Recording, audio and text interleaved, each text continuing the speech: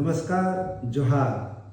मैं डॉक्टर देवनीश खेस, senior consultant rheumatologist और इम्यूनोलॉजिस्ट, इसको गठिया बाय बात रोग विशेषज्ञ भी कहते हैं, रांची के Salvi divine super speciality hospital में कार्यरत हूँ।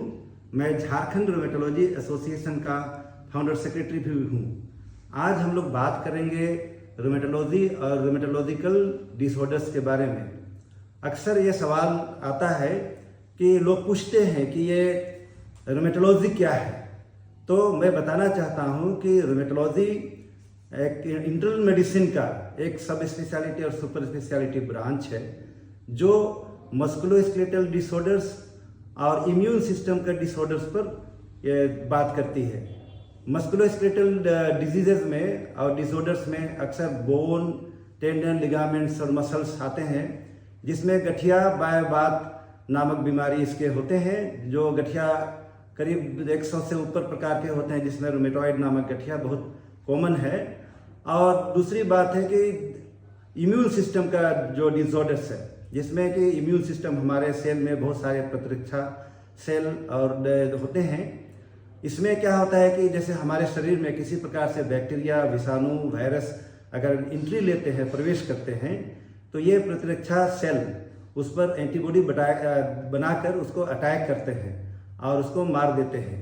तो इस डिसऑर्डर्स में भी दो प्रकार का कंडीशन सिचुएशंस आ सकता है, जिसमें कि एक होता है कि इम्यून डिफिशियंसी, जिसमें कि आपको इम्यून सिस्टम के कमज़ोर होने से बैक्टीरिया, वायरस और फंगल्स इत्यादि हमारे शरीर को आके इन्फेक्शंस पैदा करते हैं। और दूसरा होता है कि ऑटो इम्यूनिटी और ओवर इम्यूनिटी या हाइपर इम्यूनिटी, या तो अबनॉर्मल इम्यूनिटी, जिसमें क्या होता है कि हमारे इम्यून सिस्टम बहुत सारे उत्प्रेरक फैक्टर्स के चलते एबरेंट होके, पागल होके इसको समझ सकते हैं और हमारे ही शरीर के ऊतकों को वो डैमेज करने लगते हैं।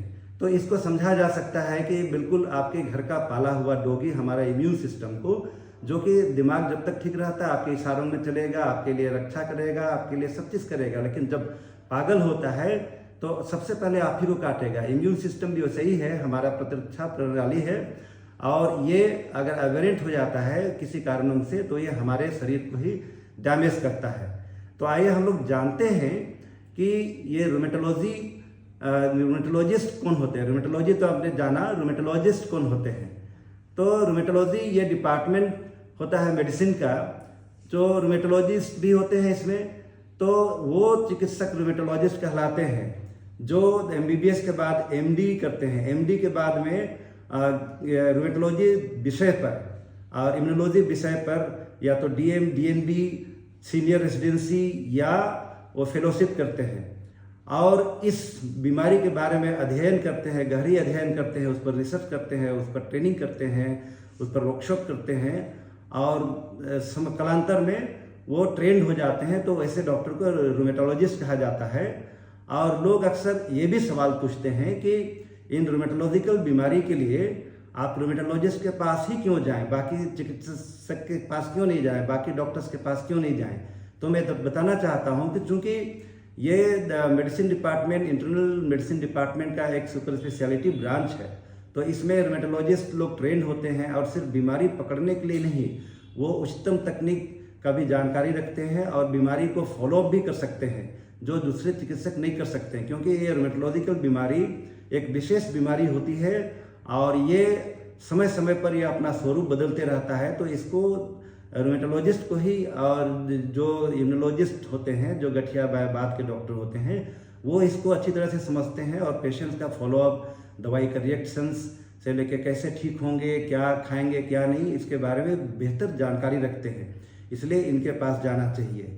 तो और एक सवाल इसमें उठता है कि भाई किस प्रकार का लक्षण इसमें होते हैं, कौन सा लक्षण होते हैं रूमेटोलॉजिकल बीमारियों में। तो मैं बताना चाहूँगा कि रूमेटोलॉजिकल बीमारियों में एक अर्थराइटिस होता है, जिसको गठिया भी बोलते हैं, जो करीब 100 प्रकार से ऊपर के होते हैं। जो कॉमन प्रकार के जो गठिया होते हैं, जो ऑस्टियोआर्थराइटिस होते हैं, रूमेटॉइड अर्थराइटिस होते हैं, एंकिलाइजिंग स्पॉन्डिलाइटिस होते हैं, सोराइटिक अर्थराइटिस होते हैं।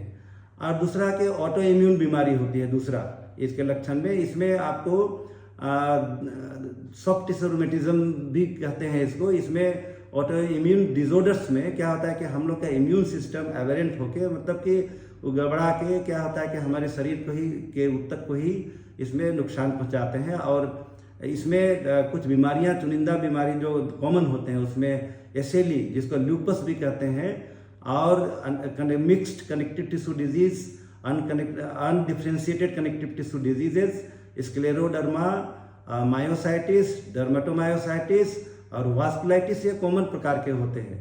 लेकिन कुछ रेयर भी रूमेटोलॉजिकल और इम्यूनोलॉजिकल बीमारी होती है, जैसे कि बेसेट सिंड्रोम, रिलैप्सिंग पॉलीकंड्राइटिस, सार्कोइडोसिस, इस प्रकार का जो बीमारी होते हैं, जो रेयर बीमारी होते हैं।